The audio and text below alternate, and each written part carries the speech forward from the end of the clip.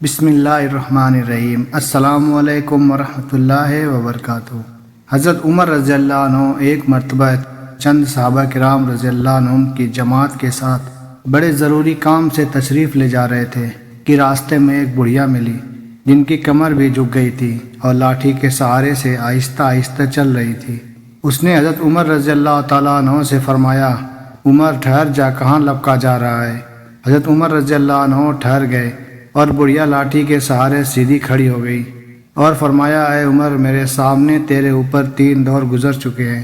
ایک دور تو وہ تھا جب تو سخت گرمی کے زمانے میں اونٹ چرایا کرتا تھا اور اونٹ بھی چرانے نہیں آتے تھے۔ صبح سے شام تک حضرت عمر رضی اللہ تعالیٰ عنہ اونٹ چرا کر آتے تو والد خطاب کی مار پڑتی تھی کہ اونٹوں کو اچھی طرح چرا کر کیوں نہیں لایا۔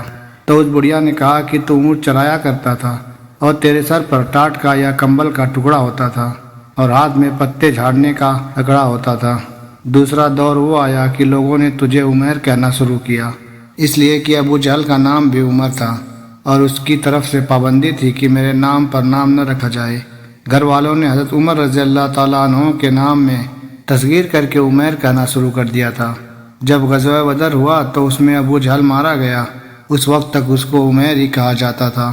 بڑھیا نے کہا کہ اب تیرا تیسرا دور یہ ہے کہ تجھے نہ کوئی عمیر کہتا ہے نہ عمر، بلکہ امیر المومنین کہہ کر پکارتے ہیں۔ اس تمہید کے بعد بڑھیا نے کہا، رعایا کے بارے میں اللہ سے ڈرتے رہنا۔ امیر المومنین بننا آسان ہے مگر حق والے کا حق ادا کرنا مشکل ہے۔ حق حقوق کے بارے میں باز پرس ہوگی، لہذا ہر حق والے کا حق ادا کرو۔ حضرت عمر رضی اللہ عنہ زارو قطار رو رہے تھے، یہاں تک کہ داڑھی مبارک سے آنسو گر رہے تھے۔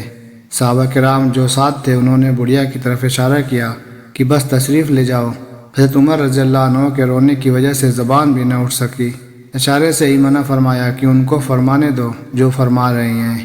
جب وہ چلی گئی تو صحابہ کرام رضی اللہ عنہ میں سے کسی نے پوچھا کہ یہ بڑھیا کون تھی جس نے آپ کا اتنا وقت ضائع کیا؟ حضرت عمر فاروق رضی اللہ تعالیٰ عنہ نے فرمایا کہ اگر یہ ساری رات کھڑی رہتی تو عمر یہاں سے سرکنے والا نہیں تھا۔